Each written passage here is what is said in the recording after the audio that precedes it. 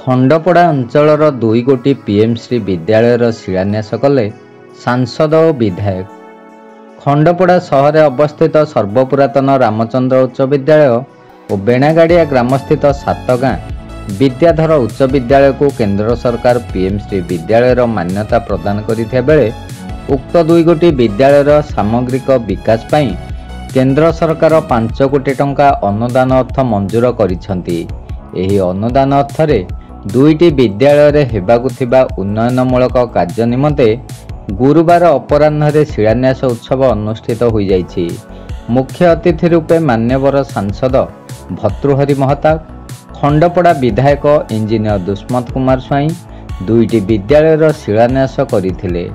ଅନ୍ୟମାନଙ୍କ ମଧ୍ୟରେ ଖଣ୍ଡପଡ଼ା ବିଡିଓ ଅଙ୍କୁର ଅଭିଳାଷ, ଜିଲ୍ଲା ଶିକ୍ଷାଧିକାରୀ ଚିତ୍ତରଞ୍ଜନ ପାଣ୍ଡେ, ବ୍ଲକ ଶିକ୍ଷାଧିକାରୀ କୈଳାସ ଚନ୍ଦ୍ର କର, ଖଣ୍ଡପଡ଼ା ବ୍ଲକ ଶାସନଙ୍କ ପ୍ରତିନିଧି ଚନ୍ଦ୍ରକାନ୍ତ ବଳିଆର ସିଂ, ଖଣ୍ଡପଡ଼ା ଏନ୍ଏସି ଅଧ୍ୟକ୍ଷଙ୍କ ପ୍ରତିନିଧି ତଥା ସୁପ୍ରିମକୋର୍ଟ ଆଡଭୋକେଟ ବିଧାନ ଚନ୍ଦ୍ର ପ୍ରଧାନ ଏବଂ ସମାଜସେବୀ ଅଖିଳ ମହାରଣା, ପୂର୍ବତନ ଜିଲ୍ଲା ପରିଷଦ ସଦସ୍ୟ ରମାକାନ୍ତ ସେଠୀ, ରାମଚନ୍ଦ୍ର ଉଚ୍ଚ ବିଦ୍ୟାଳୟର ପ୍ରଧାନ ଶିକ୍ଷୟିତ୍ରୀ ଲିପ୍ସାନନ୍ଦଙ୍କ ସମେତ ସମସ୍ତ ଶିକ୍ଷକ ଶିକ୍ଷୟିତ୍ରୀମାନେ ଉପସ୍ଥିତ ଥିଲେ।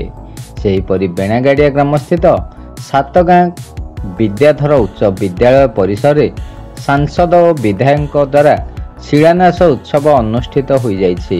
ପ୍ରଭାତ ପ୍ରସାଦଙ୍କ ରିପୋର୍ଟ, ଖଣ୍ଡପଡ଼ା ବାର୍ତ୍ତା।